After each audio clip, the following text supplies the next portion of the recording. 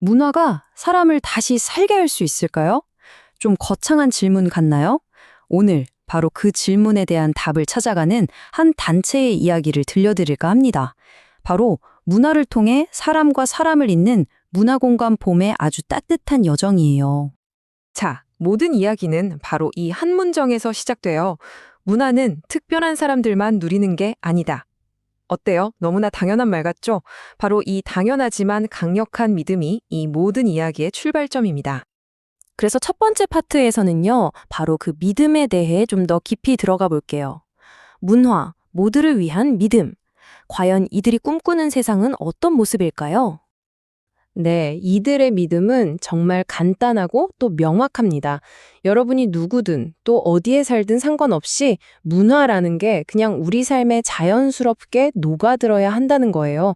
뭐랄까, 우리가 숨 쉬는 공기처럼요. 정말 멋진 생각이죠? 그런데 말이죠. 이런 아름다운 이상이 현실에서는 어떨까요? 안타깝게도 종종 높은 벽에 부딪히곤 하죠. 그래서 두 번째 파트에서는 바로 그 현실의 벽, 선택이 아닌 포기에 대한 이야기를 해보려고 합니다. 자, 한번 보세요.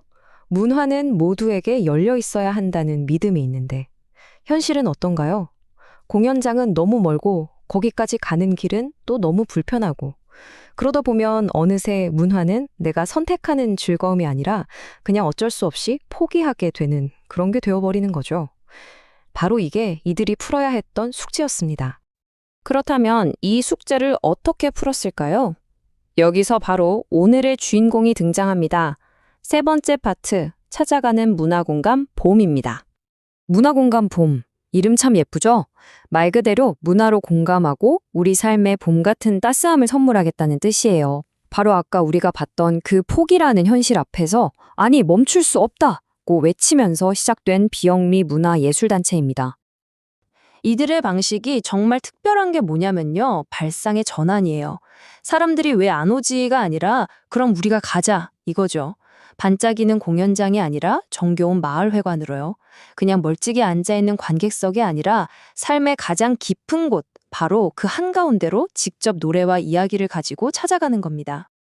자, 그럼 이 찾아가는 활동이 어떤 순간들을 만들어낼까요? 지금부터는 그 작지만 위대한 순간들에 대한 이야기입니다. 과연 어떤 변화들이 일어났을까요? 여기서 가장 중요한 건 이거예요. 막 화려한 조명, 엄청난 무대, 이런 게 아니라는 거죠. 그보다 훨씬 더 소중한 건 사람과 사람 사이에 오고 가는 그 진심 어린 눈빛, 그 따뜻한 연결, 바로 그거였습니다. 예를 들면 이런 거예요. 어르신의 눈가에 맺히는 미소 하나. 정말 이 한 문장에 모든 게 다 담겨 있지 않나요? 이들이 가장 큰 보람으로 여기는 순간이 바로 이런 순간들입니다. 그리고 이게 그냥 한 번 웃고 끝나는 게 아니에요. 누군가에게는 다시 사람을 만날 용기가 되기도 합니다. 오랫동안 닫아두었던 마음의 문을 열고 다시 세상과 연결될 힘을 얻는 거죠.